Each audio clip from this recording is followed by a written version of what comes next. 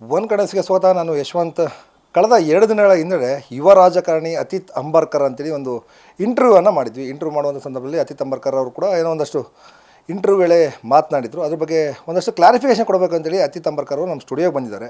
ಆ ಮಾತನಾಡೋ ಸಂದರ್ಭದಲ್ಲಿ ಯಾಕೆ ಆ ರೀತಿ ಎಡವಟ್ಟಾಯಿತು ಏನಂತೇಳಿ ಒಂದಷ್ಟು ಕ್ಲಾರಿಫಿಕೇಷನ್ ಕೊಡೋಕ್ಕೆ ಅತಿತ್ ಅಂಬರ್ಕರ್ ನನ್ನ ಜೊತೆ ಇದೆ. ನಾನು ಅವ್ರನ್ನ ಮಾತಾಡ್ತಾ ಹೋಗ್ತೀನಿ. ಏನು ಕ್ಲಾರಿಫಿಕೇಷನ್ ಕೊಡ್ತಾರೆ ಅಂತ ಕೂಡ ನಾನು ಕೇಳ್ತಾ ಹೋಗ್ತೀನಿ.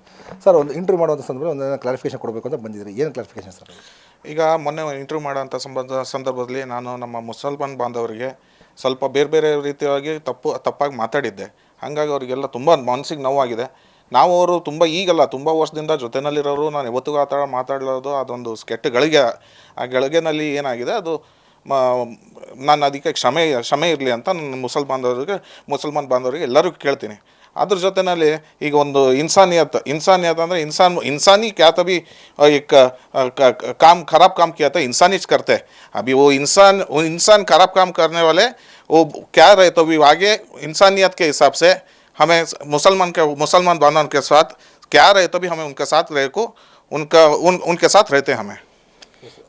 ಅವ್ರ ಜೊತೆ ಒಂದಷ್ಟು ಜನ ಸ್ನೇಹಿತರು ಕೂಡ ಕರ್ಕೊಂಬಂದಿದ್ದಾರೆ. ಮುಸಲ್ಮಾನ ಸಮುದಾಯಕ್ಕೆ ಸೇರಿದಂಥ ಸ್ನೇಹಿತರನ್ನ ಬಾಂಧವರು ಕೂಡ ಕರ್ಕೊಂಬಂದಿದ್ದಾರೆ. ಅವ್ರನ್ನ ಕೂಡ ನಾನು ಮಾತಾಡ್ಸ್ತಾ ಹೋಗ್ತೀನಿ.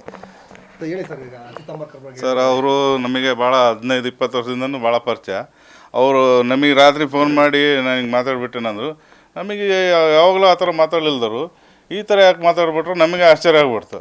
ಯಾಕಂದರೆ ಇಷ್ಟು ವರ್ಷದಿಂದ ನಮ್ಮ ಜೊತೆಗೆ ಒಳ್ಳೆ ಕ್ಲೋಸ್ ಆಗಿ ಎಲ್ಲದಕ್ಕೂ ಕಷ್ಟಕ್ಕೆ ಸುಖಕ್ಕೆ ಎಲ್ಲ ಬರ್ತಾರೆ ಜೊತೆಗೆ. ಅಂಥವ್ರು ಯಾಕೆ ಮಾತಾಡೋದು ಗೊತ್ತಾಯ್ತು. ಅದಕ್ಕೆ ಇವತ್ತು ಕರೆಸಿ ಕ್ಷಮೆ ಕೇಳ್ತೀನಿ ಅಂದರು ಅಂತ ಬಂದಿದ್ದು. ಸರ್, ನಮಗೆ ಕಷ್ಟ ಸುಖಕ್ಕೂ ಒಳ್ಳೆ ಚೆನ್ನಾಗಿ ಸಹಕಾರ ಮಾಡಿದ್ದಾರೆ ಅವರು. ಅವ್ರು ಹೇಳ್ಬಾರ್ದಿತ್ತು, ಅವ್ರು ತಪ್ಪು ತಿತ್ಕೊಂಡು ಅವರು ಕ್ಷಮೆ ಕೇಳಿದ್ದಾರೆ.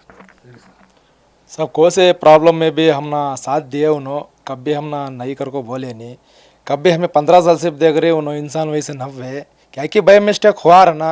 अब हमने सब भी रिक्वेस्ट कर को उन्होंने बुला भेज को, हमने गाँव से बुला भेज को सबके साथ हमने खड़ा कर को हमने माफ़ी चाले रही हुआ सकता उनको माफ़ी करने की कोशिश करेंगे. अतीत सर अच्छे उन्होंने बोलना ना था, बोलता नहीं, गलती माफ़ कर ले नहीं, उन्होंने माफ़ करे बस हमना और क्या. ಇದು ಅದೇ ಅತಿತ್ ಅಂಬರ್ಕರ್ ಜೊತೆ ಏನು ಅವರ ಸ್ನೇಹಿತರು ಬಂದಿದ್ದಾರೆ, ಮುಸ್ಲಿಂ ಸಮುದಾಯಕ್ಕೆ ಸೇರಿದ ಸ್ನೇಹಿತರು. ಎಲ್ಲರೂ ಕೂಡ ಏನೋ ಒಂದು ಮಾತನಾಡಬಾರ್ದಿತ್ತು, ಕೆಟ್ಟಗಳಿಗೆ ಮಾತನಾಡಿದ್ದಾರೆ. ನಾವು ಕ್ಷಮೆಯನ್ನು ಕೊಟ್ಟಿದ್ದೀವಿ, ಎಲ್ಲರೂ ಕೂಡ ಕ್ಷಮಿಸಬೇಕು ಅತಿತ್ ಅಂಬರ್ಕರ್ನ ಅಂತ ಹೇಳಿದ್ದಾರೆ. ಇದೊಂದು ಕ್ಲಾರಿಫಿಕೇಷನನ್ನು ಕೊಡ್ತಾ ಇದ್ದಾರೆ. ಅವರು ಏನು ಇಂಟರ್ವ್ಯೂ ಸಂದರ್ಭದಲ್ಲಿ ಅವ್ರು ಮಾತನಾಡಿದರು, ಆ ಮಾತಿಗೆ ಒಂದು ಕ್ಲಾರಿಫಿಕೇಷನ್ ಕೊಟ್ಟು ಬೇಷರತ್ತಾಗಿ ಇಡೀ ಸಮುದಾಯಕ್ಕೆ ಅವರು ಕ್ಷಮೆಯನ್ನು ಕೇಳ್ತಾರೆ. ಎಸ್, ಇನ್ನು ನಿರಂತರವಾಗಿ ಅವರ ರಾಜಕೀಯ ಭವಿಷ್ಯ ಮುಂದುವರಿತಾ ಇರಲಿ.